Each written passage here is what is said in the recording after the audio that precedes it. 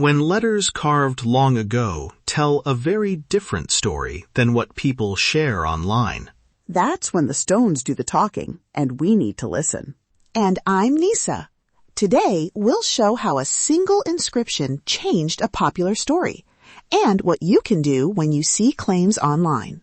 Let's break this down clearly. Here's what happened. A post went viral saying a temple inscription proved a dramatic origin story for a statue. No way! That's simple? Not so fast. The headline grabbed one line. Specialists who saw the full text found a different meaning once they included the date phrase and honorifics.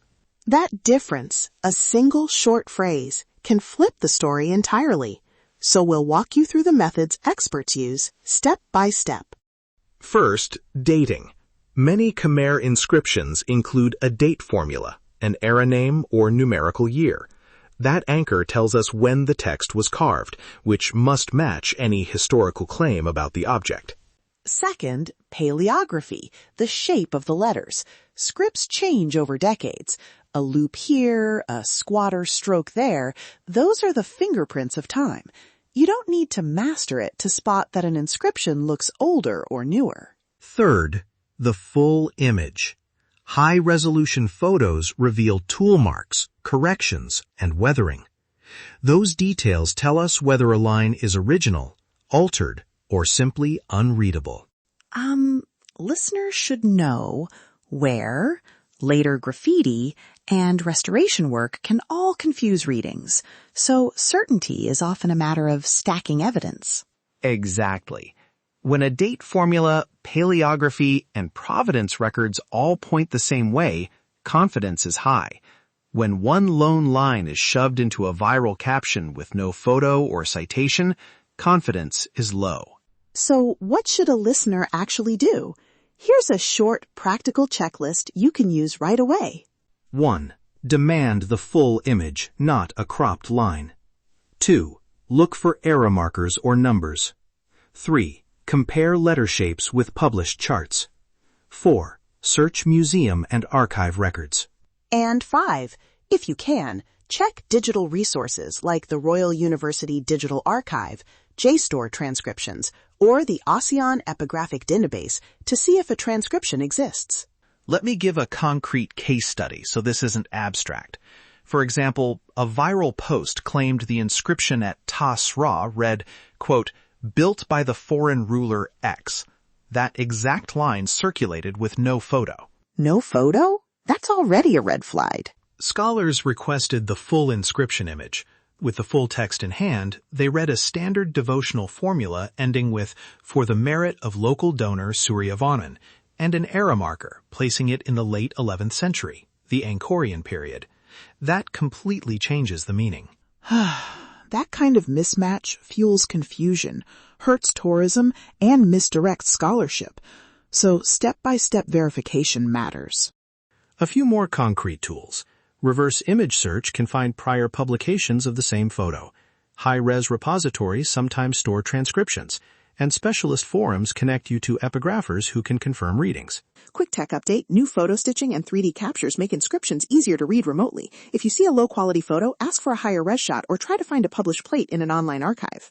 Conservation matters too. When stone surfaces erode, we lose letters and context.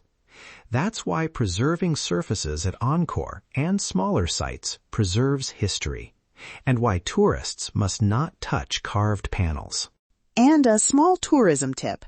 Photograph the inscription and any nearby plaque together.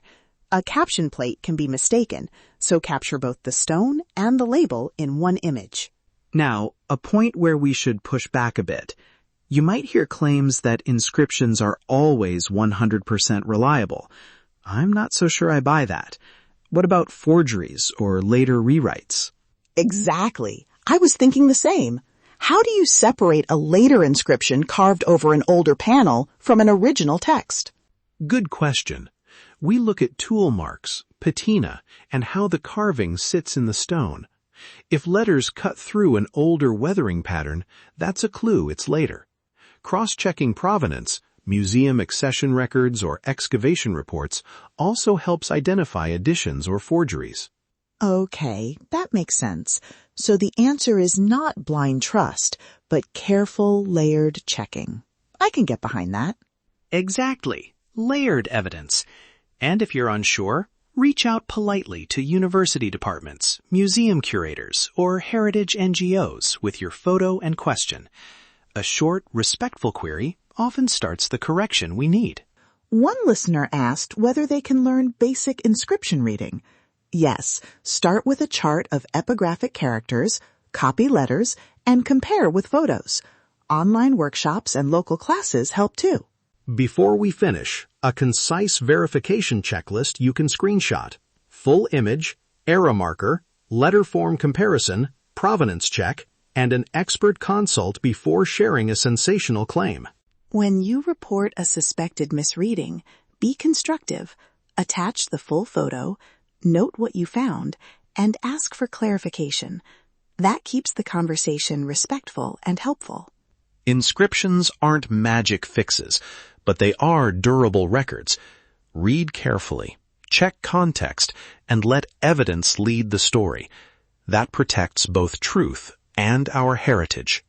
If you found this useful, subscribe to NSP Plus TV for more evidence-first reporting on heritage and media literacy. Use our website submission form to send photos or questions. We'll pass them to experts when appropriate. The facts are clear. The evidence is undeniable. Stand with Cambodia.